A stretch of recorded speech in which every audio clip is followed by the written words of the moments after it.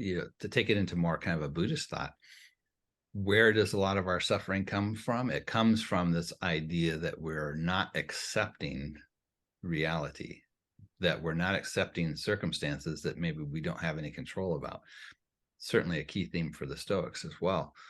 And here, I think, is an aspect that comes up within that Taoist thought is, there's aspects about our existence, our givens, that we can't do anything about. And if we fight against those, then we basically are just hitting our head against the wall. It's not changing anything. It's just making our life more miserable.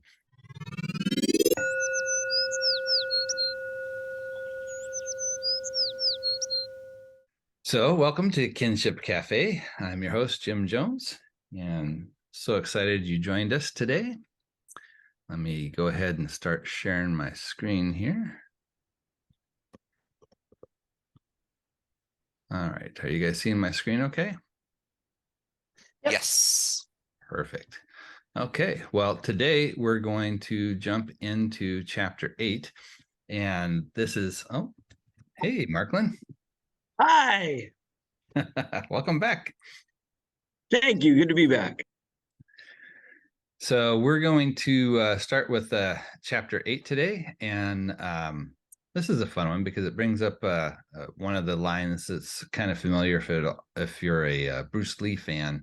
This is one of the lines that he would like to use. So I'm going to just jump in with the text and we'll start breaking it down. So, and this is the line he's kind of famous for saying, "Be like water."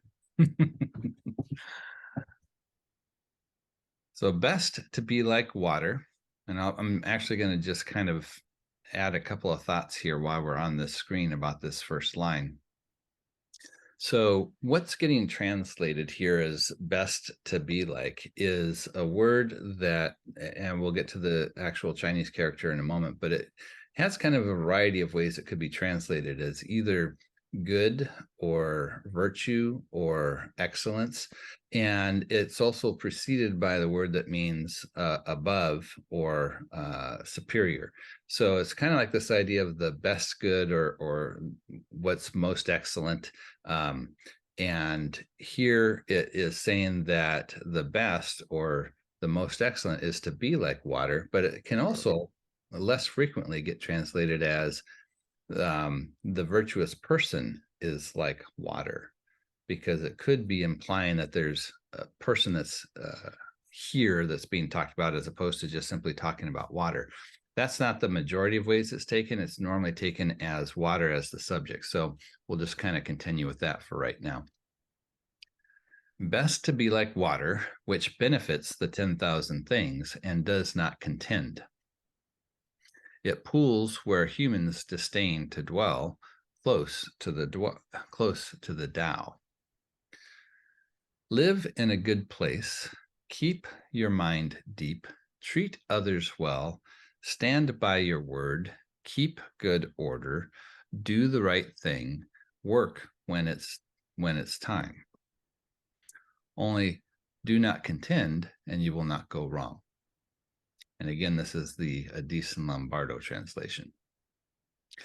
So there's a number of things happening here. One of the things we'll want to kind of put this in context. In the previous chapter, we were talking about the concern about self and how do we think about if we have a self or not, in terms of how that identifies us with the rest of everything. So key within the Taoist thinking is that there is essentially one thing that manifests in different ways, and we are just one of that manifestations within that one.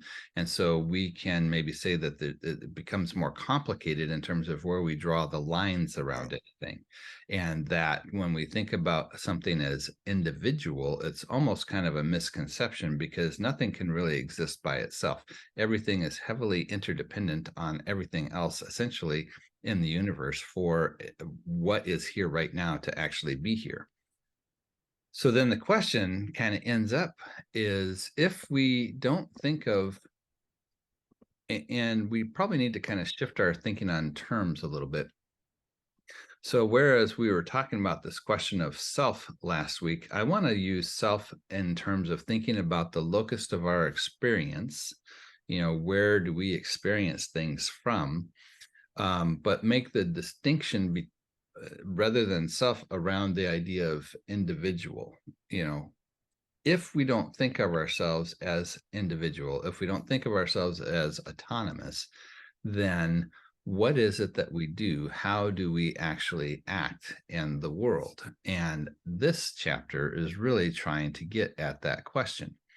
So if we think about how it's opening up here, it's making the suggestion that there is something that we should strive to be like, or depending on how we want to translate this, it's giving water as basically as this exemplar for how we want to approach things. And it's giving us a couple of different aspects to describe why water is important and why is it, as it says here at the end, close to Tao. And it's got a couple of different things that it lists off here that are: one, it benefits the 10,000 things. And two, it does not contend. There isn't this strife, or there isn't this opposition to those 10,000 things. And it pools where humans disdain to dwell. So we get kind of an interesting number of items about this that are going to be key for how we're going to talk about what happens, or why it's important to us. So let me just jump back into here, and depending on where you have your faces on the video, you might not see the end of this word here, but it's excellence. So the word, and again, I have no idea if I'm pronouncing these things correctly, but I believe it's Shan, is the character that could be translated as either good or virtue or excellence. And this is what's being identified. This is how water is being described in terms of that example. And this character gets used 9 times in this passage. So it's really a central theme to be understood. And so if we think again about the question from last week about how do we act, or how do we be, how do we interact with our world, if we are thinking of ourselves not as an individual, but as an integral part of the whole, then this chapter is really trying to explore what that looks like. What is the best way? What is that good way or virtuous way? All right, got ahead of myself with the 9 times. So it starts off, sorry, I got a frog in my throat, talking about, best to be like water, or the excellence of water.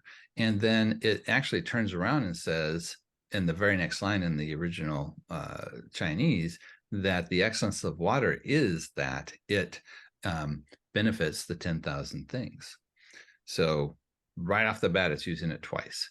And the benefits, the 10,000 things. If we think about how this kind of colorful term is being used to describe, all of the different kinds of manifestations that come up, then what's happening with this water, we can think about like plants and animals and all the different things that need water. It's benefiting them. It's actually supporting this way of life. To use that indigenous phrase, water is life. This was a big struggle that we had, or continue to have. I remember back in, I know this is in San Diego, where the actual event was happening up near the Canadian border with the what was that pipeline called? It was in North Dakota. Keystone, yeah. Keystone. Yeah, we had a lot of demonstrations and groups that were meeting together around this concept of water is life. So we have here, this key element of how it is of benefit, or it supports, or it nourishes everything. And in addition to that, it has this idea that doesn't oppose them, or it doesn't strive or challenge them. And I think we can kind of take this in a couple of different ways. One is that it's accepting of what is. which is a key thing, another key aspect of Taoism, because remember, we're trying to figure out how do we remove these blinders that create these value judgments about what's good or what's bad, which is kind of interesting because here we're talking about this idea of virtue or excellence. But it's a little bit different in that in chapter 2, where we were talking about this idea of good versus evil, these were more kind of like moral judgments that were being placed on things that were human derived, that created challenges for how we were able to actually see clearly. Here, when we're talking about this idea of good or virtue, we're talking about, in a sense, how does something do what it's supposed to do fully, right? So when we're talking about water, it fully, in a sense, kind of expresses itself through the things that it does, which in this case is nourishing and benefiting the 10,000 things. And how it goes about doing that is it's not actually trying to oppose anything. It just kind of goes around things or flows over things, or it just does what it's going to do. And it's, in a sense, you could say, more accepting of whatever it kind of comes across. It's not challenging it. It's not opposing it. It's not contesting with it. So this would be another aspect of this excellence that it's saying is something that we would want to think about, because remember at the end of that first section, it says water is close to being Tao. So Tao is more this pattern. It's not a thing per se. It's more of a way that the universe functions, and water is like the prime exemplar of what that looks like. And then the other piece of it that it talks about is it flows into places that humans disdain. And I think by this, it's not necessarily talking about, I mean, the visual is, of course, that it's flowing into all the cracks and crevices and the low places and places where people maybe would think of as dirty in that sense, or kind of, mud puddles or whatever. But I think it's trying to really deal more with the idea of that there is think more in terms of like status.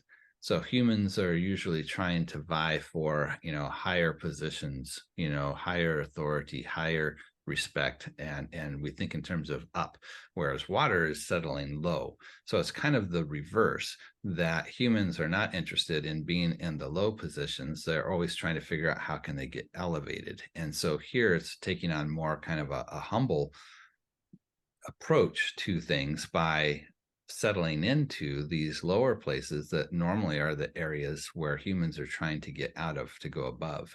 And taking it back into our thought about last week, if we are not individuated, then, well, let's put it the other way. If we try to be an individual, if we try to be a separate self, then what we're doing is we're putting ourselves at odds with essentially everything else. We move into kind of this realm of competition where suddenly I'm not just a part of this whole thing that's operating and functioning in a particular way, but I have an individual with individual needs, and we move into more of this idea of selfish concerns, self-centered thinking, because I am an individuated self.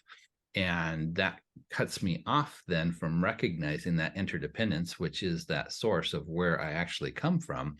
And it creates a challenge where I'm trying to achieve different levels or heights because it's in my self-interest in order to do so.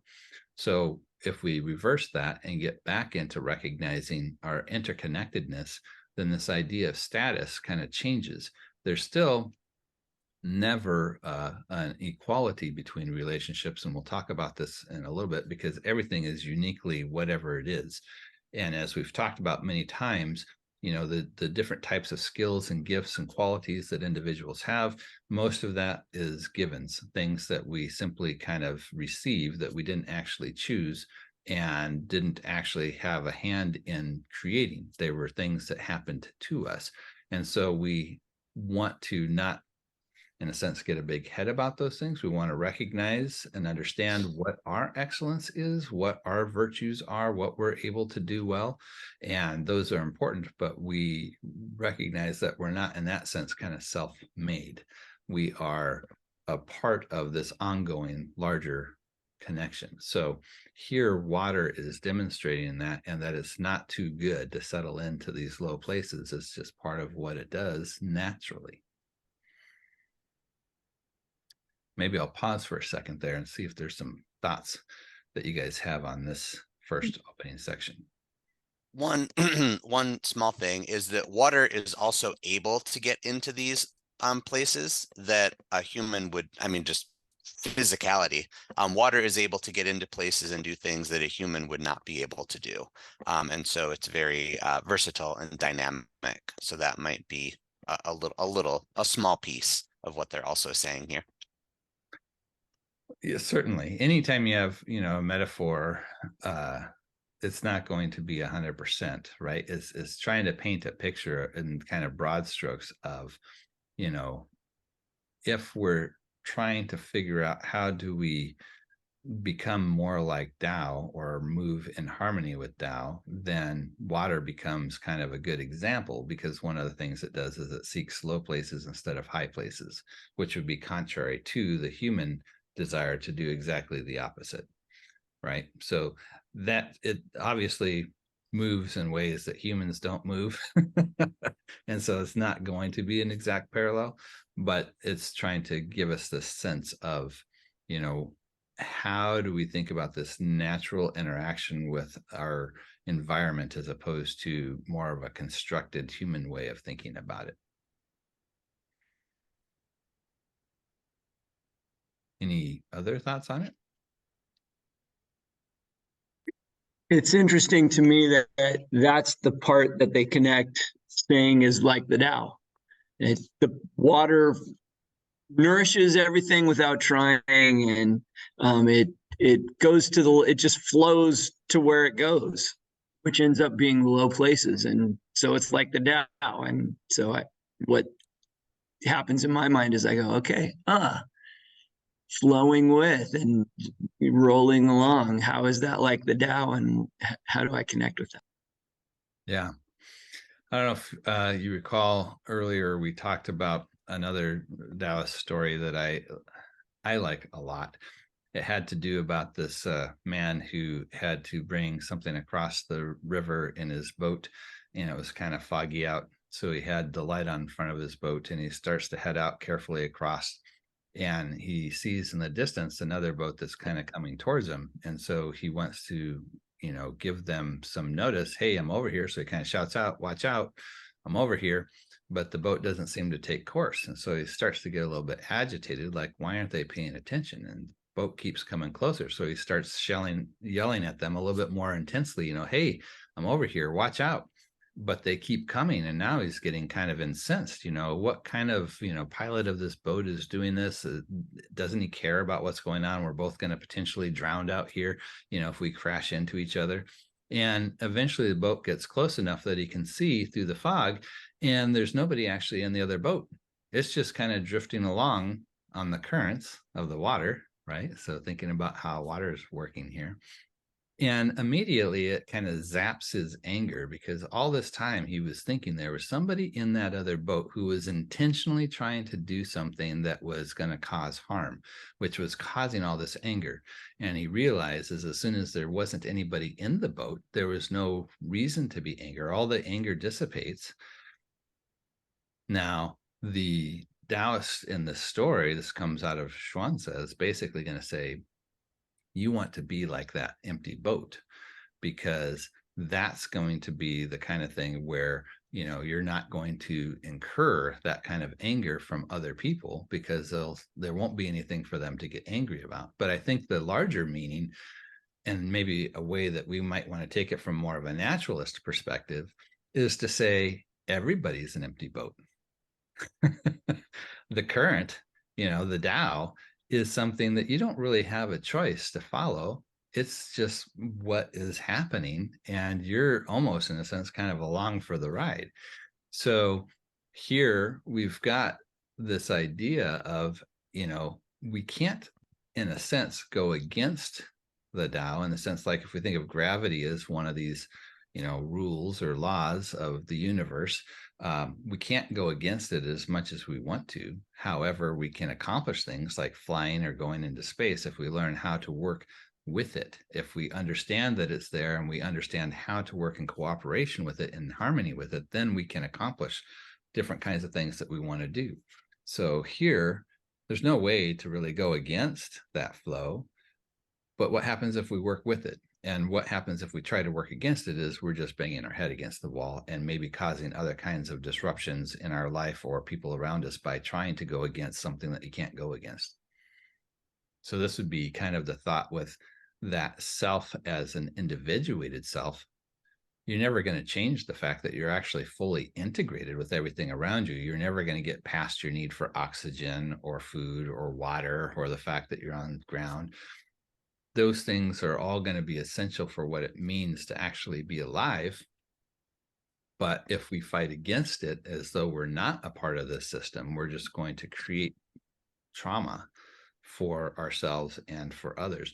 That part about opposing again, or that striving against, I think is important too, because to take it into more kind of a Buddhist thought, where does a lot of our suffering come from? It comes from this idea that we're not accepting reality, that we're not accepting circumstances that maybe we don't have any control about. Certainly a key theme for the Stoics as well. And here, I think, is an aspect that comes up within that Taoist thought is, there's aspects about our existence, our givens, that we can't do anything about. And if we fight against those, then we basically are just hitting our head against the wall. It's not changing anything. It's just making our life more miserable. That doesn't mean there isn't anything that we do and that there aren't potentially goals that are worthy to strive for. And the Taoists are certainly making a claim for what are legitimate goals to strive for. And that would be that harmony and that balance with Tao. And here it becomes this example of water is demonstrating its excellence, its virtue, by doing what it kind of naturally does. So then the question is, well, what does that mean for humans, especially if we're trying to imitate water? So that'll kind of take us to the next section. And what's interesting in that next section is there's a list of things, and they're kind of, maybe I'll just go back to how they're initially phrased so we can see that before we jump into this. So we have live in a good place, keep your mind deep, treat others well, stand by your word, keep good order, do the right thing, work when it's time. So all of these are, each one of these lines is only 3 characters in the classical Chinese. And so there's a kind of a lot of interesting room for how we can think about what they mean. And so we'll kind of look at those a little bit more sparsely, kind of a little bit more of a literal translation here. So the first one is more literally just dwell. And then we see that Chinese character shan, which is that good, virtue, excellence idea. And then earth, di. So the thought is, if we're thinking about dwelling, which is something that humans have to do, then how is that done? How do we demonstrate excellence within that concept? And so they kind of just say earth. I just love the minimalistness of this language. I just think it opens up the vistas for so much thinking.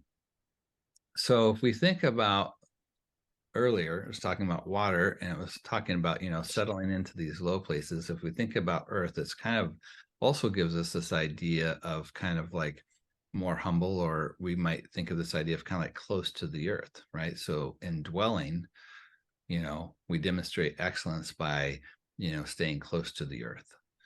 What does that mean? I think we could kind of run with that in a lot of different directions, but does it spur any kind of thoughts or ideas for you guys? What comes to mind if it says dwelling? Excellence in dwelling is dwelling close to the earth. Stay grounded? I don't know. So that's very much kind of a metaphor we use today. And we talk about being grounded. And what do we what are we trying to bring across when we say somebody's grounded or somebody needs to get grounded? Like being more in the moment and being humble or having humility, I think. And yeah. I like that. To me, it's also kind of makes me think a little bit about some of this I don't know what they call it, but there's kind of like this alternative medicine stuff that talks about grounding, you know, where you want to get on your bare feet and stand in the grass or something like that, that there's a connection, you know, to the earth. And I think that also kind of gets to this idea of being connected to the source. Yeah, I mean, there's a lot of ways I think this imagery kind of runs that's very interesting. And by not spelling it out in detail here, by just saying, you know, earth, it just kind of opens up these interesting ways that we can kind of just reflect or meditate on this and all the different ways that that might kind of engage for us. What, you know, what does that excellence look like? The next I one. love the phrase touch grass. You mentioned getting your feet in the grass, Jim. People say, oh, I need to go touch grass. Yeah. And it's something about that, right? It's like, let me get connected back. You know, I'm too artificial or something, right? I'm too separated from reality. So grounding is, you know, getting back into reality, maybe. Yeah. So the next one, I said each one is just, you know, 3 characters. The symbol, the character that it precedes this one can be translated as either heart or mind. And I think this gets into more kind of some cultural ways that where we would think about the seat of thinking versus emotion. So in our Western culture, we tend to think about the thinking part, the mind part in the head, and the heart part being more about the emotions. But for a lot of the world, the heart was actually the seat of thought. You think from your heart, and then the emotions had more to do with your guts or sometimes your kidneys. You know, you feel things in your gut. You know, maybe you get an upset stomach about something that you're worried about. You know, there's the emotion part is more guttural, and then the heart is actually where you're thinking from. So this word can be either heart or mind, and I think that it kind of betrays maybe a little bit more of that thinking, that this is the location of where thought happens, as opposed to, you know, this could either mean emotions or it could mean logic. I think it's kind of combining the idea of thinking at the location of the heart. Not 100% positive in this case, but I know in a lot of the Middle East that's the case, at least historically. So we'll just kind of run with this idea. Maybe it's talking about emotions and thought, but I think it has more to do with the mind being located in our chest. And then it says the excellence here is deep. If you're going to think deep. Now, as somebody who's kind of an armchair philosopher, I love this idea because that's where I like to go. But what are some thoughts, or how does this resonate with you in terms of thinking and excellence being this idea of deep? And off the top for me, obviously, don't be shallow. So what would be shallow thinking? Taking things for how they are and not having your own thoughts about them, I think. I sometimes, and this isn't necessarily the best thing for me, but I sometimes reflect in my deep thinking about, you know, party situations and seeing people around me maybe getting inebriated and falling into this, I love you, man, and all this kind of talk. And I think, this is so superficial, and everybody's so excited about this level of kind of engagement. And I'm like, where's the people who want to talk about quantum physics? You know, so I think there's different ways that we can definitely think about that shallowness versus deepness, and there's probably extremes on either end. Maybe it's not always good to want to talk about something like quantum physics, but then on the other hand, it's probably good not to always be in the whole, I love you, man type of thinking either. I don't know. What are some other thoughts? To me, it speaks to short-term versus long-term thinking, looking at, how things are going to be, years down the road, as opposed to what am I going to eat for lunch tomorrow? Yeah, I like that. It's like that indigenous phrase about the seventh generation, right? What does this mean down the road? Mm-hmm. And coming back to water, how water will, given the opportunity, keep getting deeper if it has places to go and places to fill. Yeah. So connecting that with giving the heart space to fill. Nice. I like that, Marklin. Very good. Again, it gives lots of space for reflection. I just love that about this.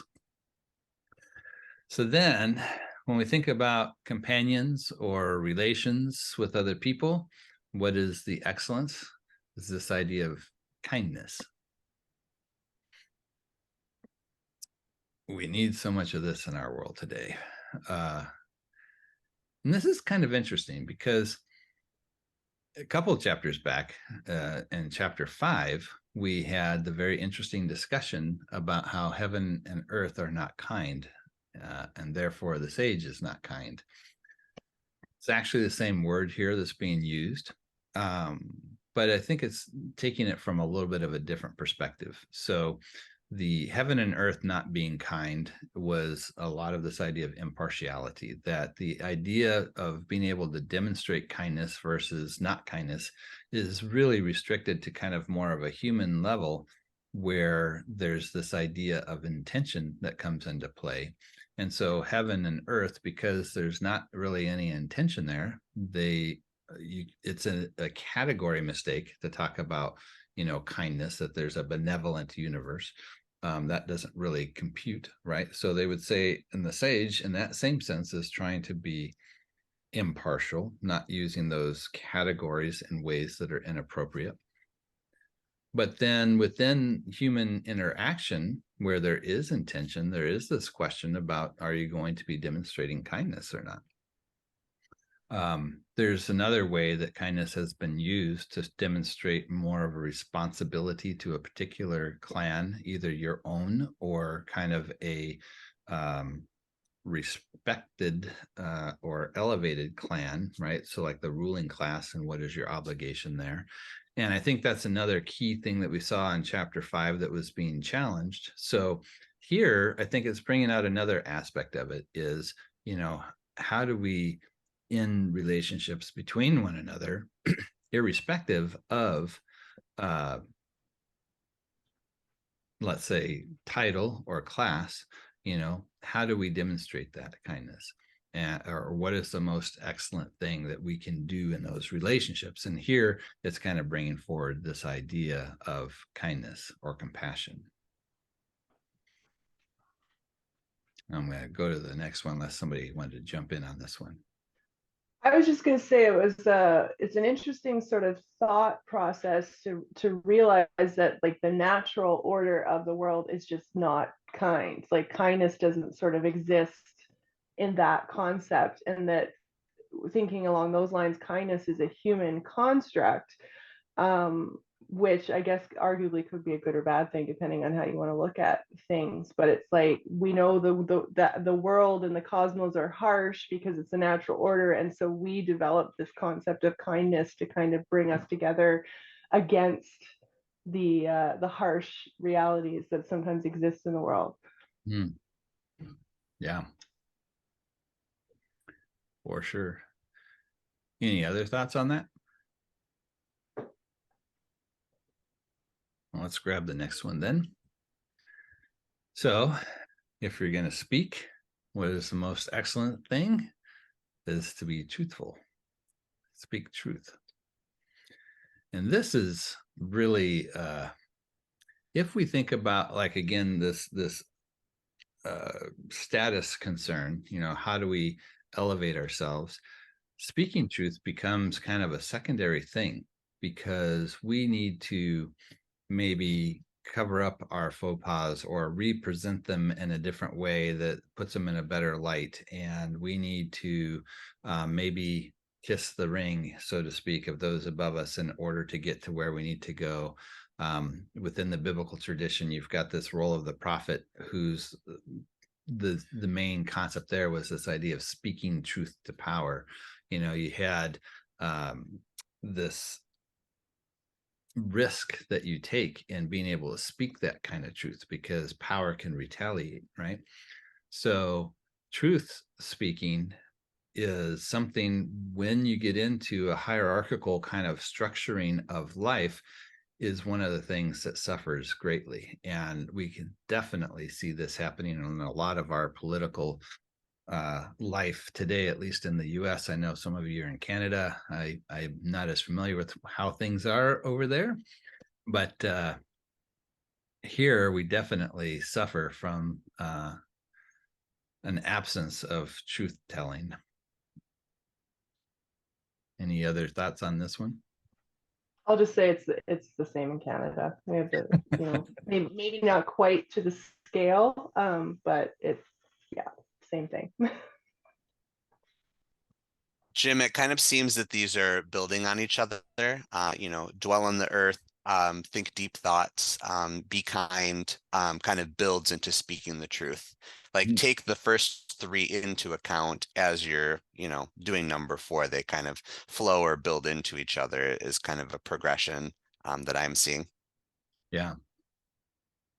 And with each of these, there's almost kind of like this, you have to step out of what's normally expected within that more kind of human construct of seeking after status, right? You have to kind of let go of some of that. And how we let go of that is we kind of find our natural place in the larger source of everything, kind of that grounding in the earth, like you're saying. We allow those deep thoughts of thinking about, who am I? Where am I? What is this place that I find myself in? And the more we see that interconnectedness and how we're all kind of these empty boats, that also sets up the stage for, how do we have that compassion for others? Because they're just like us, right? And that's maybe where a source of that kindness comes in. And then also, I love the way you kind of tied these together then, Josiah, that it maybe then emerges in the terms of how we speak truth to one another. And maybe we could even see that as an act of kindness, or having those deep thoughts, or, being rooted or grounded. Yeah, I like that.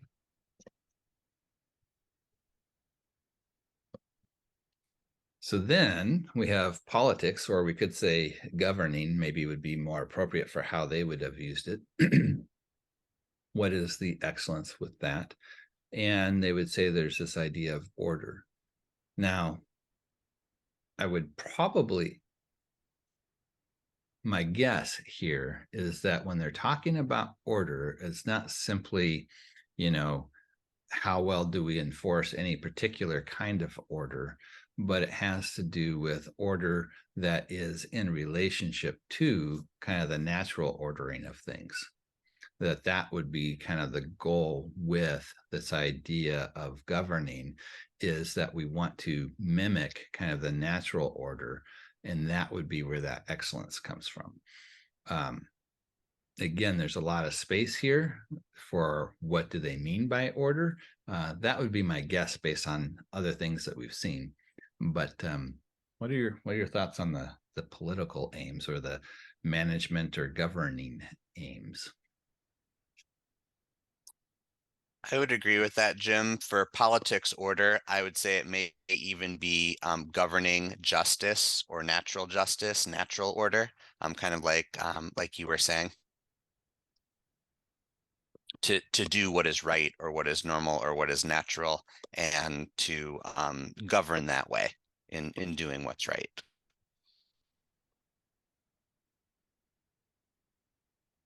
Now, there's a phrase that'll be coming up a bit later where it says something along the lines of, in governing, or governing is a state, it's like cooking a small fish.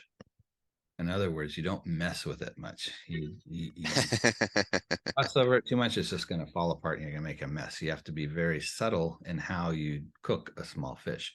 And so the same kind of thing with people. And I think really where we're going to see a lot of this ultimate ideal from a Taoist perspective about what does human society look like, in some respects, it's this idea of hands off, that if people are just allowed to live, and they're put into a proper context where they're able to experience life in the way that's meant to, and not have all these extraneous rules and circumstances imposed on them, that it will just spontaneously evolve in the way that it needs to. They would kind of look at it as, if you go out into the woods, there's not a conductor, there's not a manager that's making sure all the animals do the things they're supposed to do, or the plants do what they're supposed to do, or the seasons do what they're supposed to do. Everything just kind of does what it does. And in doing so, there's kind of this balance and this harmony that emerges that just happens, that doesn't require somebody to manage it. And I think that's a little bit more of the ideal that they have for how we need to think about human societies and cultures. And thinking back about the context, which again is the Warring States period, where China has erupted into the struggle of every state against every state that goes on for a couple hundred years. Part of the question is, how did we get here and how do we get out of it? The Confucian view is, well, we have to really recognize all these hierarchical structures and the right relationships between, superiors and inferiors, fathers and sons, and all this kind of stuff. And if we respect those, honor those roles, then there won't be any strife. Well, the Taoists are saying, well, really, it's the imposition of these roles and recognizing these boundaries between each other that we have to try and maintain, that we're actually creating all the chaos. Just let all that stuff go, create a space, kind of like a garden. You're just trying to create this space for human flourishing to happen. And if you do, then it'll just kind of evolve according to kind of more of that natural order. I'm sure there'll be. Yeah, I'm seeing some of the translations that I like in this phrase have, like, in governing, it's good to have integrity or honesty, like an openness in the order there. Yeah, there's a lot of different ways that you'll see these things translated. It's really interesting. I love that concept, though, of integrity and honesty in the part of governing, not what we see today, but we can. Yeah, for sure. So then we have this idea of duty. And this is kind of I'm not sure how much I like that particular way of doing more of a literal translation, but it has to do with, what kind of effort are we doing? What kind of work are we doing? Right. So whatever that work is, what is the excellence with that? And here they would say is this idea of ability. So there's going to be things that people are naturally good at versus other things where they're not. And so how do we kind of match those things together so that, the person who is good at cooking is the one who's cooking, instead of the person who doesn't have any idea how to cook, right? It's like, again, if we think about our place as, an aspect of the whole, then, part of our excellence is understanding, what is our place in the whole? What are the skills and the gifts that I have that are unique to me? And then how do I utilize these by taking advantage of those abilities that I've been naturally given? And this is a challenging one, again, when we think about how constructed cultural existence can be in terms of needing to get people to fit certain criteria for the larger good of, some kind of societal concerns. Very interesting critique of what happened in the 60s. Why did everything go kind of crazy with everybody kind of jumping out of the normal constraints of what society wanted? In one particular line of thought, and I think this came out of what was called the Trilateral Commission, that was trying to study this whole process, was that the thought was we accidentally overeducated people, that they were no longer content to just be working in cubicles and, pushing paper. And so there was a move to think about how do we structure education to be more focused on the types of people that we need in order for our culture to function. I don't know how much of this is, conspiracy theory or how much of this is stuff that actually happened, but I think there's something to this idea that if we look at a lot of how our education process sometimes functions, it's geared around what do we need in society, as opposed to, how do we help people find their natural abilities and plug in based on those, and how do they contribute to the whole. So it would be kind of an interesting approach to human flourishing, I think, if we looked at it more along those lines of how did we help people become more of who they are and find a place within the larger community for how that gets utilized. All right, and then in the final one, we have this idea of timing, right? And this comes up a lot. We always talk about how timing is everything. And certainly they recognize this here as well. So very much an answer to last week's question, if we're not trying to identify ourselves as individuated selves, but rather seeing ourselves as selves that are interconnected and interdependent with everything else, then what does that mean in terms of how we act? Here we've got a long list of things, again, with that initial metaphor of water and how we tie those things together. And then it kind of will conclude with the thought about not contending. So this is a key concern that comes up at the beginning with the water, is that it benefits the 10,000 things, but it doesn't oppose them. It doesn't strive against them. It doesn't, it's not contentious. And so the ending of our, maybe I'll just jump back there real quick, but the chapter concludes with, only do not contend and you will not go wrong. So this is that idea of contend, of what was being translated at the beginning in terms of how the water did its thing. So if we kind of look at this, then we can say, again, we're looking for this balance.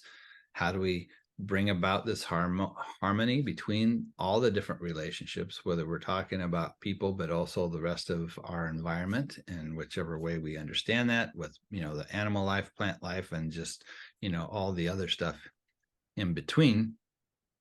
Then one of the things we have to recognize is that no relationships are equal. So there's this kind of natural giftedness that we kind of received in our, that we're just kind of thrown into. So we don't want to try to flatten everything out and say that everything is the same and everything is equal. I know in some of our moves towards more social justice type of thoughts in a modern day sense, we try to have more of this idea of equality, but we're not talking about equality in the sense that things are actually equal, but we're trying to create more of an equal opportunity through talking about this equality. But I think the Taoists would say no two things are the same. We're all unique in the sense that we've all had our particular experiences, our particular place in life, our particular genetic makeup. All these things come together in a way that is utterly unique in who each of us are, even though there are still things that we share in common as being humans.